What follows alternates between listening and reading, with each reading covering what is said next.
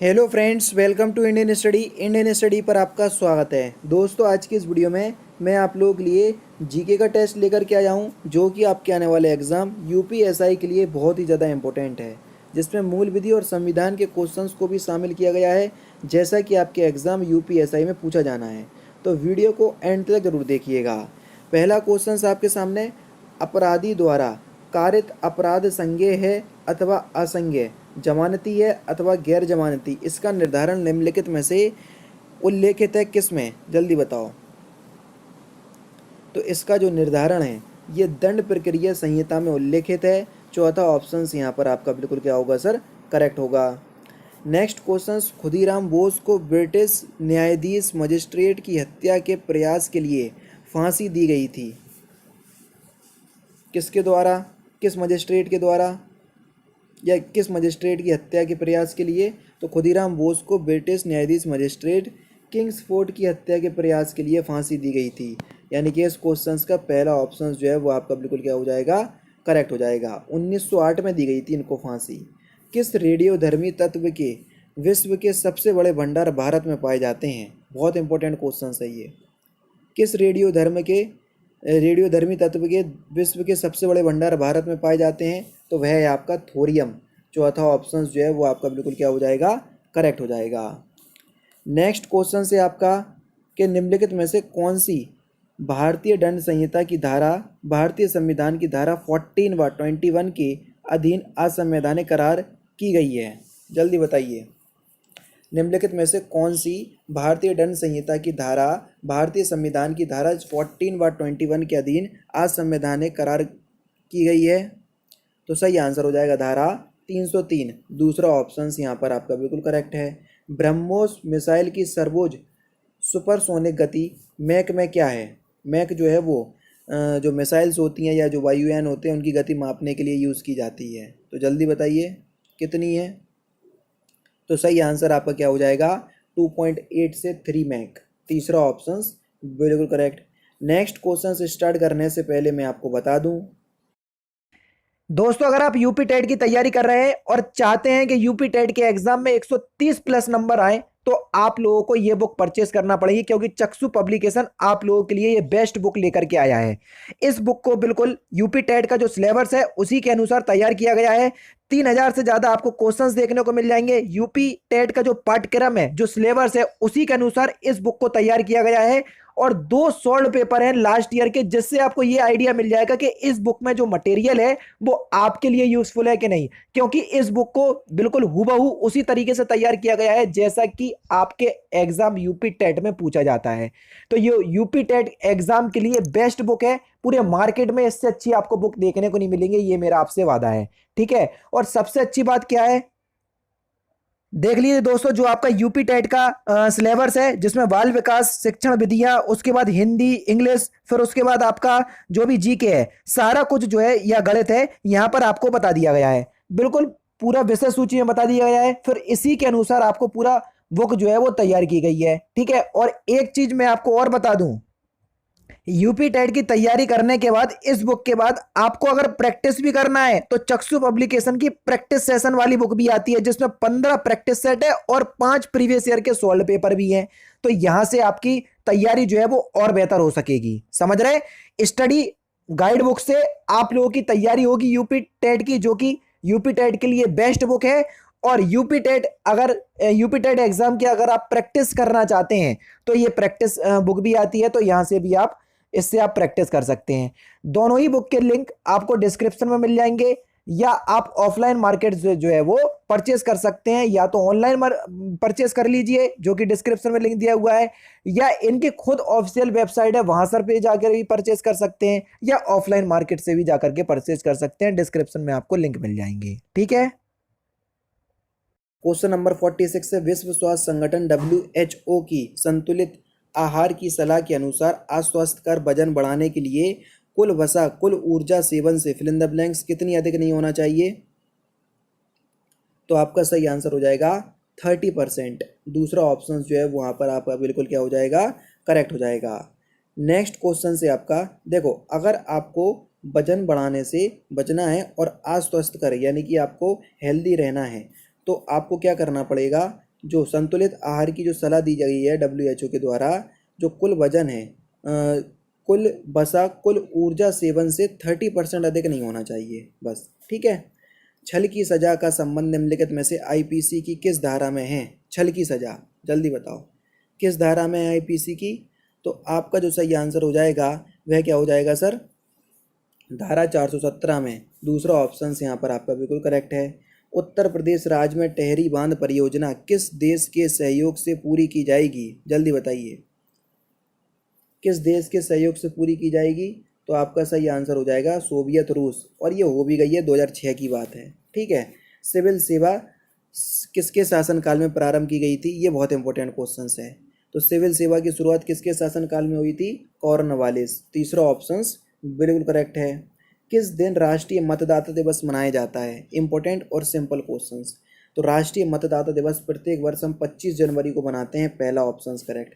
निम्नलिखित में से कौन सा अपराध है जिसकी तैयारी IPC में दंडनीय है? जल्दी बताओ। तो आपका सही आंसर क्या हो जाएगा? भारत सरकार के विरुद्ध युद्ध छेड़ना, तीसरा ऑप्शन करेक्ट।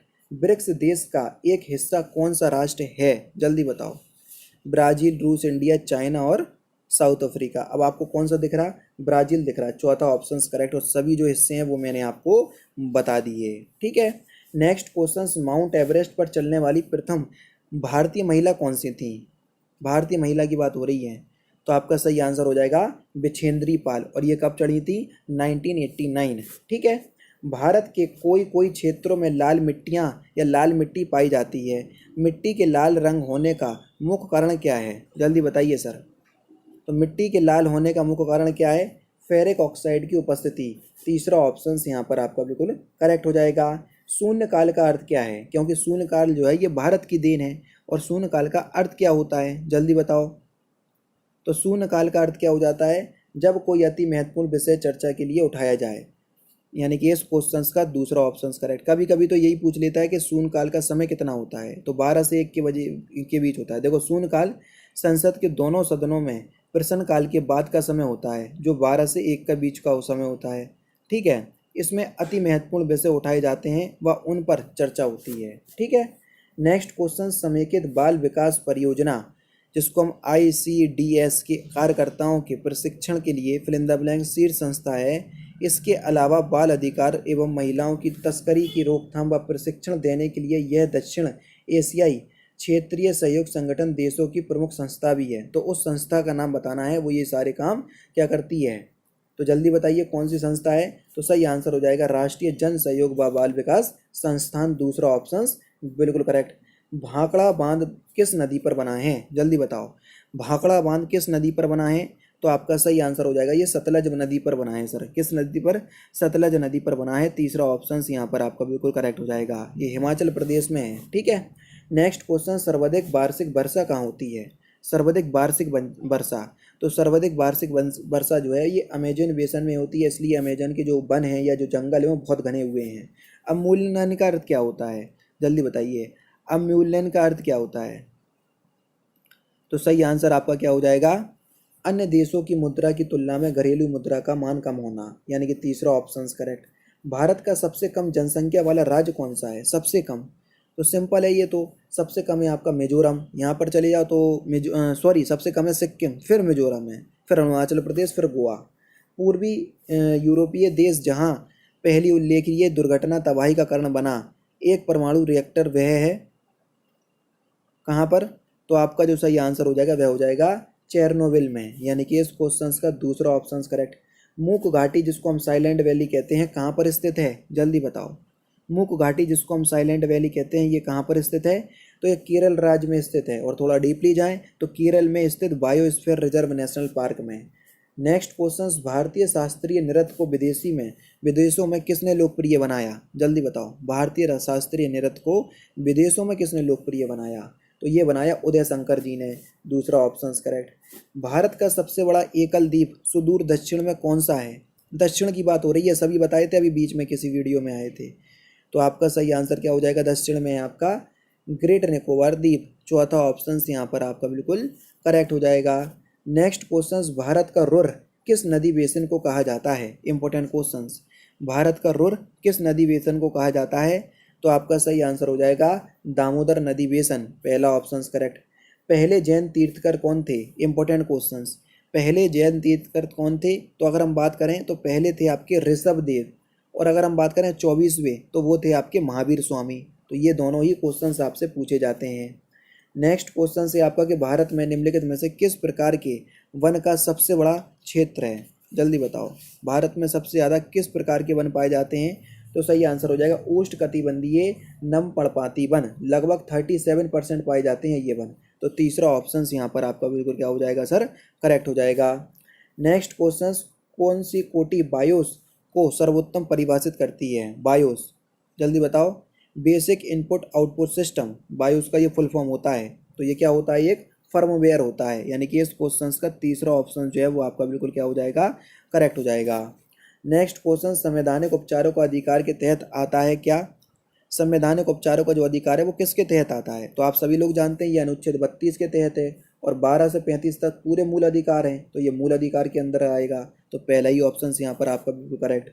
नेक्स्ट क्वेश्चन, किसान क्रेडिट कार्ड योजना किस वर्ष लागू की गई? जल्दी बताओ। किसान क्रेडिट कार्ड योजना तो ये लागू की गई 1998 और 99 में, यानी कि दूसरा ऑप्शन बिल्कुल करेक्ट। संयुक्त राष्ट्र संघ की सरकारी भाषाएं बताइए कि संयुक्त राष्ट्र संघ की सरकारी भाषाएं कौन सी हैं? तो संयुक्त राष्ट्र संघ की सरकारी भाषाएं प्रमुख 6, उसकी ट्रिक है आपका फ्रेंच आचार, फा से हो जाएगा आपका फ्रेंच, सा से हो जाएगा आपका स्पेनिश, तो ये फ्रेंच का हो गया फुल फॉर्म। आचार, आ से हो जाएगा आपका अंग्रेजी, और आ से अरबी भी होगा। चा से हो जाएगा चीनी, और रा से हो जाएगा रूसी। तो हो गई पूरी 6 की 6 भाषा। तो देखो, अंग्रेजी, फ्रेंच, चीनी, रूसी, अरबी और स्पेनिश, पहला ही ऑप्शन यहाँ पर आपका बिल्कुल क्या हो जाएगा? करेक्ट हो जाएगा। राष्ट्रपति द्वारा राज्यसभा में कितने सदस्यों को नामित किया जाता है? देखो, अगर हम बात करें राष्ट्रपति द्वारा राज्यसभा में, तो आपका जो सही आंसर हो जाएगा वह हो जाएगा 12, यानी कि 12, और लोकसभा में 2 करता है तो टोटल हो जाएगा आपका 14। तो कभी कभी टोटल भी पूछ लेता है, तो ये भी आप याद करिएगा। नेक्स्ट क्वेश्चन, महिला की लज्जा भंग करना या करने संबंधी हमला दंडनीय है किसमें? तो आपका सही आंसर हो जाएगा, ये भारतीय दंड संहिता की धारा की बात करें तो धारा 354 में है। ठीक है, तो पहला option correct. Fill in the blanks को भारत के मुस्लिम समुदाय की नवीनतम सामाजिक, आर्थिक व शैक्षणिक स्थिति पर एक रिपोर्ट तैयार करने के लिए भारतीय प्रधानमंत्री द्वारा 2005 में अधिकृत किया गया था। किस समिति को? जल्दी बताओ।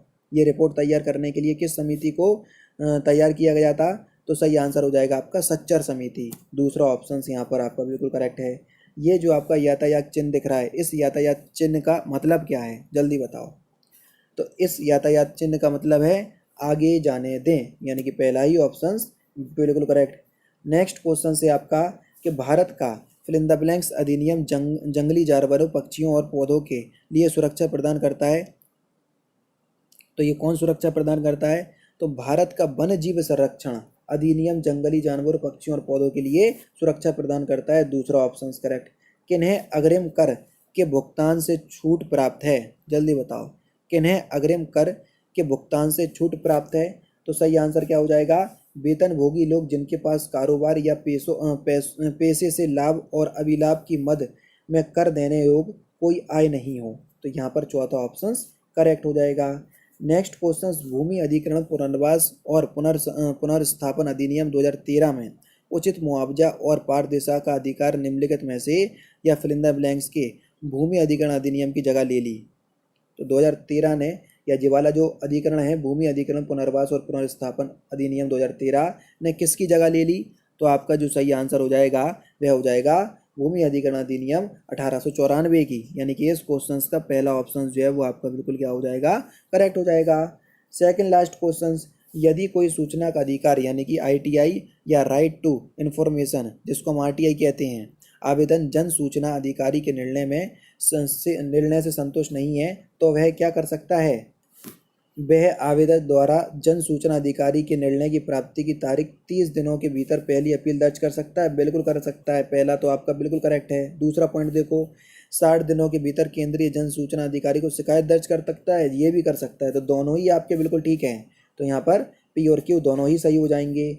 लास्ट क्वेश्चन से आपका कि किसी इलेक्ट्रॉनिक रिकॉर्ड को प्रमाणित करने के लिए कार्यकर्ताओं को फिल इन द ब्लैंक्स करने होंगे, कैसे हस्ताक्षर? तो इस क्वेश्चन का आंसर आप मुझे कमेंट बॉक्स में बताएंगे। तो दोस्तों ये थे आपके 40 जीके के इम्पोर्टेंट क्वेश्चंस। जैसा कि आपके एग्ज़ाम यूपीएसआई में आना है, बिल्कुल हूबहू वही जो आपका सिलेबस के अनुसार जो है मैं टेस्ट लेकर के आया हूँ। अगर आपको वीडियो अच्छी लगी हो तो प्लीज़ दोस्तों वीडियो को लाइक और शेयर जरूर कर दीजिएगा। तो दोस्तों फिलहाल की वीडियो में सिर्फ इतना ही। अगर आपको वीडियो पसंद आए तो प्लीज़ दोस्तों वीडियो को लाइक कीजिए, शेयर कीजिए और साथ ही साथ हमारे चैनल को सब्सक्राइब करना ना भूलें, क्योंकि मैं रोजाना इसी तरह की वीडियोस आप लोगों के लिए लाता रहता हूँ। नमस्कार दोस्तों, जय हिंद, जय भारत।